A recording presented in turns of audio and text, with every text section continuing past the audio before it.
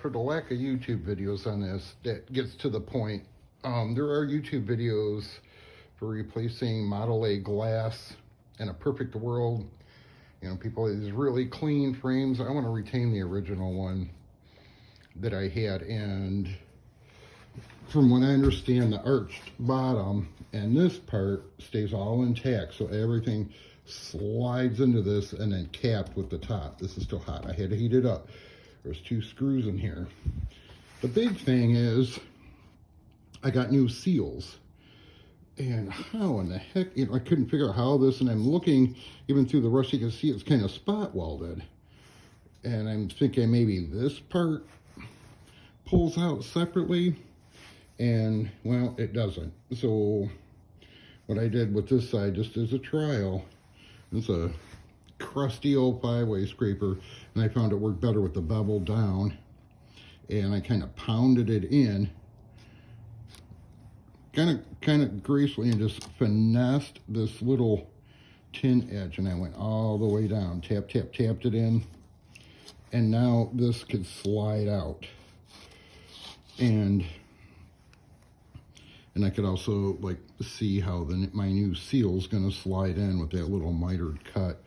But and then afterwards, after I slide the new one in, I could take a block of wood over on the table, not hanging off the side, because you know, I'll probably do it before the new glass is in. But anyways, I'll do it on the firm table. I don't want any of this to distort the main frame itself. In this thin, it's almost like a tin can. You can see how thin it is here. It's about like my thumbnail. And I'll take a block of wood and I'll coax it back down over that seal. You could see. And I ordered the seal. I'll get the name of the company. It seems really good, like a neoprene, real nice rubber. And this stuff's just all dry rotted. I don't know if this is original. Could be. If it is, it's from 1928, and that'd be impressive. But the new one will slide right back in. So I'm going to do the other side. Okay, I'm on the other side.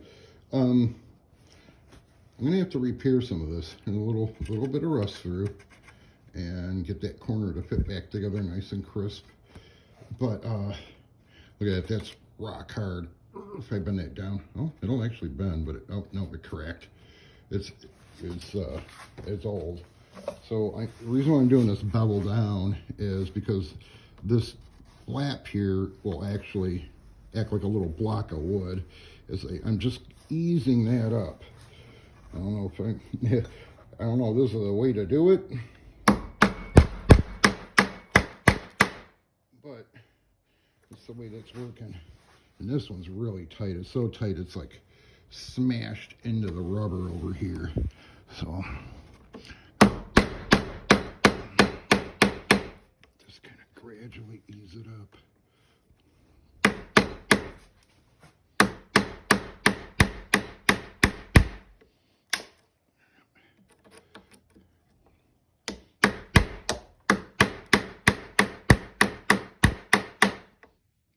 Just a little bit.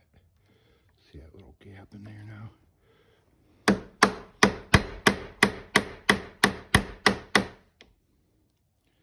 Being careful so that it doesn't scissor into this.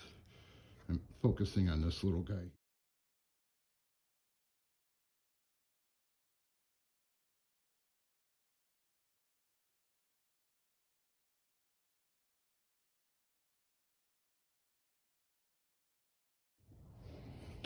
Okay, I took a break and went and had dinner after I got this all apart. But again, you know, I took and eased this. I made the mistake, you know, this was pretty rusty, but now it's quite clear that this is actually spot welded on, this thin piece. So it has to be coaxed up. I thought it was a frame that wrapped all the way around, came out, put the, you know, the weather stripping in, the seal, the rubber parts, and that's not the case. This has to be coaxed up, and then this is the old crusty dry rotted one, and it all just slid right out. This is another thing. This was a bugger, and on the face, we're seeing this from like inside the cab. On the face, there's one screw on the face, and they're teeny tiny. Here's all the screws that hold the whole windshield together. So what do we have here? These two wee bitty little guys, and they're just tiny. I don't have anything for scale handy, but those go up through this hole and up through the face. And then these little guys with the nuts. Oh, actually, I take that back. These little guys here from the face, boop, goes up that way. Now, this is the top of the windshield. This is the hinge, the hinging part. And this top simply comes out. But these two, there's two holes. And this thing was so crusty I could barely see it. There's a hole here and a hole here. And it screws into this bracket that slides in. This guy slides into this part. And this guy slides in. And these two guys thread into this heavier steel bar. It's tapped and threaded. But throw that back in the garbage. Let me see if I could get a better shot here. Oh, also I want to add, I use these old Zoom empty ones. I'll throw various things. This happens to be transmission fluid, and I thin it down with mineral spirits. Burnt used transmission fluid is really good for a penetrant. And I had to, the simple torch, I have a single one. I don't know where it is right now, but I actually used a single one on these screws. And with the slotted screwdriver, had to, clear the slot out for the screwdriver and actually tap with this clamp to the table and tapped on that screw. Give it a little jolt while it was still hot, and they backed right out. And just make sure your slots with these slotted screws are really clean. Take a nice crisp square screwdriver, the corner of it, and I take a hammer and tap it out one way and then tap it out the other and just clear that out, because you rip up a slotted screwdriver. I like putting the original ones back in, and I don't like tearing them up. But anyhow, my thoughts on that. And real quickly, the screwdrivers I love finding these at flea markets, and because you can tap on the end of them, kind of pound on them.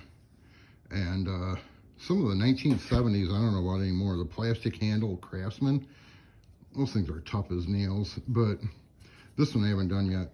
I usually square that up really nice with a hand file. If you heat the steel up on a grinder and it turns blue, it's going to get brittle, shatter, or, if it has any kind of tempering or hardening to it, it'll take that out and make it soft, and you don't want to get stuck too hot. At least I don't.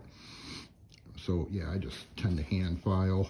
And if I file it this way, it actually gives it a little extra bite. But you can't maybe not see them, but just mild little lines going that way. Right, just a thought. I love these old screwdrivers though. This one I'll restore to a point and clean it up, but mostly that tip. Okay, so it is apart. I didn't video taking it apart. Actually, my phone was full. I had to delete a bunch of stuff, and it wouldn't let me videotape anymore. But I basically had this and the other side clamped real nice and solid to the table.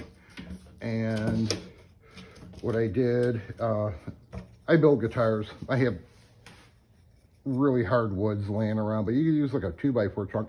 If you do that, do it with the grain going this way. If it's the sideways, it'll be spongy and boingy, and you're not like pounding the crap to bend the metal. You're just giving it nice sharp hits, and just keep an eye on this little mitered seam here, a little 45. I just had to go back and forth and back and forth. Also, once I had these two screws out with it up on end, I did drip transmission fluid down there. And, I had been heating it to get those screws out. And from the face, I dripped a little transmission fluid down there. I did on both sides, and help it slide out a little bit. But yeah, just the glass was still in it when I did it. It was I don't know if it was original. I had a thick plastic film in the middle. It was green, I don't know if, you know, they were doing safety glass like that back then, but that stuff was, whew. I tried busting it out, but I just left it in and just whack, whack. As close to this corner as I could focus it. And I want to go out here and do like a buggy spring and just bend everything up. I stayed right, I want to stay right on this corner and try to as square as you can. You want to beat down on it because I don't want to distort this at all, if at all possible. And I was even thinking of screw, you know, the pipe clamps in reverse, kind of pulling them apart, but I just tried it with a hammer and I could see that little gap, that mitered corner, it was just starting to flex, just starting to open up. So it told me just full steam ahead, you know, just easy as she goes with what I was doing. And so I got it apart, and now I could slide my new weather strip in, my hinge side. The one thing I can't find, I'm gonna have to look around some more, is the seal that goes literally on the glass itself. That goes around the whole thing. I cannot seem to find that stuff. And the stuff I took out of here almost felt like a cloth, which doesn't make sense to me. You don't want moisture staying in there. It would just rot these channels out in no time. You know, weather hits it. But anyhow, we got her out, and that's how I did it. There's probably a million ways to do it, but it was so rusty, I didn't even see these screws.